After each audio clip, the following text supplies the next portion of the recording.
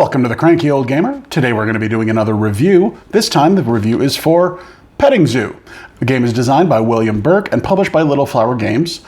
It is a tableau management, card drafting, grid-based game with a little bit of movement and strategy. It was sold to me by the creator as Machikoro, but with strategy. Now, I know that Machikoro gets a lot of hate on like BoardGameGeek, but my group personally, we really liked it. It's not the most common game that we play. It's kind of a once-in-a-while thing, but we do still really enjoy Machikoro every now and then. I have all the expansions. I don't have the new one, but...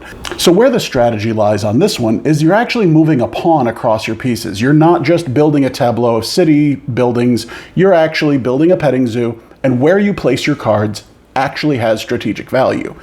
Whether it be surrounding a card, diagonal, equal to, you're rolling a die to see where your pawn moves. And if you successfully roll on the range of that card, then you get to move. I'll show you in just a bit. For a moment, let's take a look at some of the components of the game, shall we? All right, so got the components laid out here, and the art on the cards is very cute. It's very simplistic, very Machikoro. It really feels like the developer of the game was going for a Machikoro feel. Like he played Machikoro and went, you know what? I like this game, but I can do it better. So they stuck with a very simplistic art style. And it's cute. It works for what it is. When you're actually looking at the pieces down here, your pawns are very, very simple. If I can get it to focus here. Very simple wooden pawns, very cheap. The dice. These dice suck so hard. I would highly recommend using your own dice. I know they look like just regular dice, right? What could be wrong with the dice? I feel like they're poorly made because I cannot tell you how many times I had to reshoot my roll because all I could roll was a 5 and a 3 and a 5 and a 3 and a 5 and a 3. I think they're poorly weighted, so you might want to use your own dice. The money tokens, I mean, they're functional. Kind of cheap printing. If you can get in there, kind of see that. They do what they do. They're shiny, but I wouldn't really, I don't know, they're very lightweight. The cardboard doesn't feel very sturdy. But it's functional. It's not like it's bad. It's just not, it's a $15 game. It's not a $30 game. And lastly, the stock that these cards are printed on is very thin. It's pretty much just simple card stock. Again, it's not bad. It's just not high quality stuff. It very much feels like an indie developer trying to make his dream come true on a budget. And he did a very good job, just not the highest quality materials I've ever seen. But again, for a family game, this will suit you perfectly. So again, my group really enjoyed this game. I see it being more of kind of a smaller family. One of the things that I found very strange about it is, according to the box, it says a game for the whole family. On the box, a fast-paced strategy card game for the whole family if you have a very small family. Pretty much only child. But it is fun. It's a perfect 3-player game. It's not something you're going to dedicate a gaming night to. You're not going to get all your buddies together. But if you have a significant other and one child, or a significant other and one friend, or just 2 friends to come over, it's a fun little time waster with some actual strategy and competitiveness. The way you're going to start the game, you're going to lay your cards out as your draft piles. As you can see, there are different kinds of cards. There are food stands, there are animals, there are the aviary, there are mechanics. The point of the game is to build all 4 of these. These are your victory cards. Much like Machikoro has its landmarks, these are much higher value cards, and the winner is the first person to build all 4 of them. All of the cards have not only different cost values, but they also have different roll values, which is going to determine the rest of the game and how the game plays. All right, so at the beginning of the game, everybody gets 1 entrance ticket, and they get a pawn, 1 die, and 4 coins. Now, what's kind of interesting about this is you'll notice the numbers at the top of the card.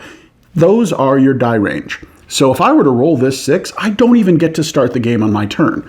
But I still even if I don't get to put my pawn on the entrance, I don't get my 2 coins, I can still use my 4 coins to buy from the actual draft piles. So I can still progress. All right, so now if we look a little bit more into the tableau and your actual grid base here, as I said, each card, you start with your pawn off of the piece, roll your die. I got a 5. So actually with the setup I have, I actually could not even put my pawn on the board. I get nothing, and all I can do is buy with whatever money I have. So let's try again. All right, I rolled a 3, which means I can start at my entrance. I get 2 coins, and I can only land on the text here is I can only land on the roll. Now, I also put in here the aviary, which meant pretty much anything but a 5, and I can start on my board. If I rolled on the aviary, if I rolled a 6, I get 1 coin and start here instead of here. Okay, so we'll say that I rolled to start on my entrance, which means I get 2 coins. Great. But let's move from there. So we're going to roll a die.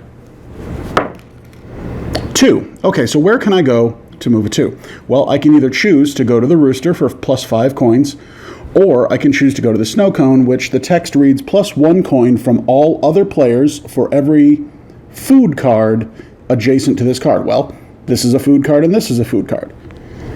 So if I were to move to here, I would have 1, 2. So everybody would have to give me 2 coins from their tableau. Now from there, I can roll again until I have no viable moves. So a 6. There are no 6s nearby that I can... Wait. Nope, I can't move diagonally unless a card says that I can move diagonally, so I'm stuck. My turn is over. Now, movement direction does play a lot into your strategy. Normally, you can only move adjacent, which means, cardinal directions, north, south, east, west. There are, however, cards, for example, sheep. Plus 2 coins, you can move diagonally to the sheep. So let's pretend that I had placed it like this.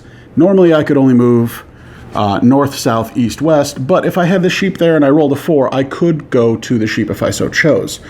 Now, after that, say I was able to move to the pony.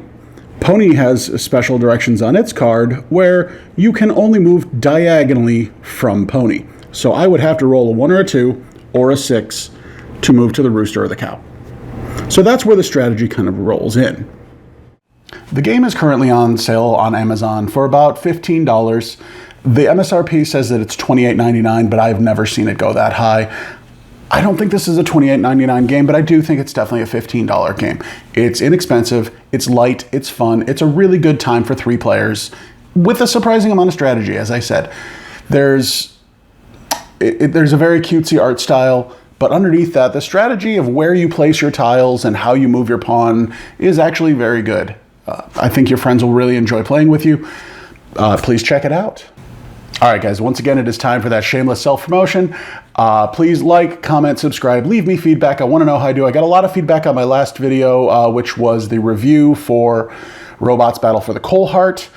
And apparently nobody I felt bad. I was very excited about the montage of my friends playing. That's why this video doesn't have one. Apparently nobody really liked that. They're like, that was way too long, way too boring. And I get it. They're all my friends. So I was really excited to see my friends having fun.